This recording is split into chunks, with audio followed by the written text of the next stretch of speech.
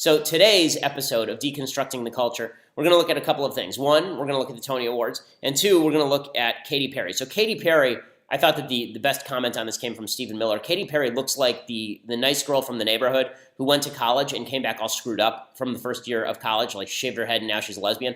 And that's Katy Perry doing this interview with DeRay McKesson over at DeRay McKesson is a Black Lives Matter activist. And here is Katy Perry doing an interview with DeRay McKesson, basically apologizing for the great crime of being popular and white. I've made several mistakes, even in like the This Is How We Do video about how I wore my hair, and having a hard conversation with one of my empowered angels, Cleo, about what does it mean? Why can't I wear my hair that way? Or what is the history behind wearing the hair that way? I listened and I heard and I didn't know, and I won't ever understand some of those things because of who I am. I will never understand, but I can educate myself, and that's what I'm trying to do along the way. And even in, my intention to like appreciate Japanese culture, I did it wrong with a performance, and I didn't know that I did it wrong until I heard people saying I did it wrong.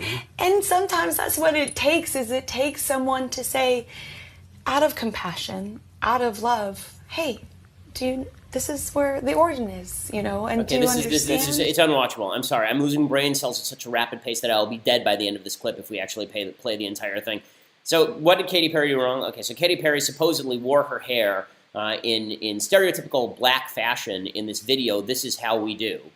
Okay. I guess now she has stereotypically taken the hair off like a neo-Nazi. So that's exciting. So she's culturally appropriated the hair from neo-Nazis, which is just awesome. Or from the movie The Fifth Element. I can't really decide which. Now, I love that she's so sad about, oh my God, it's just terrible. First of all, just the setting of this thing is amazing. It's amazing. This whole just, snowflake should be written all over this clip, because they're sitting on this white couch, cross-legged. Who sits cross-legged doing an interview? I mean, this is just the most ridiculous, stupid thing. They should be smoking pot and wearing hemp clothing while they do this idiocy. And then for her to drop it's cultural appropriation. I don't know how much I've hurt people.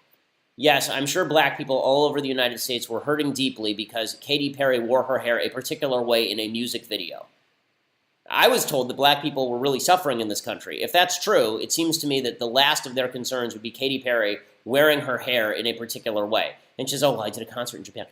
Let's be clear about cultural appropriation, okay? When it comes to cultural appropriation is a good thing because it means that cool things cross cultural lines. Okay, that white couch is cultural appropriation from Sweden or something.